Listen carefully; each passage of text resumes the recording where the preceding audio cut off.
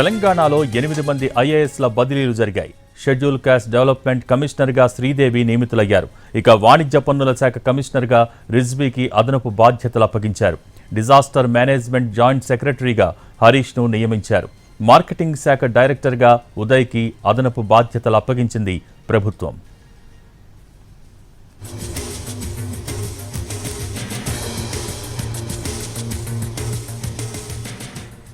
తెలంగాణలో 8 మంది ఐఏఎస్ల బదిలీలు జరిగాయి. షెడ్యూల్ కాస్ట్ డెవలప్మెంట్ కమిషనర్గా శ్రీదేవి నియమితులయ్యారు. ఇక వాణిజ్య పన్నుల శాఖ కమిషనర్గా రిజ్వీకి అదనపు బాధ్యతలు అప్పగించారు. డిజాస్టర్ మేనేజ్మెంట్ జాయింట్ సెక్రటరీగా హరీష్ను నియమించారు.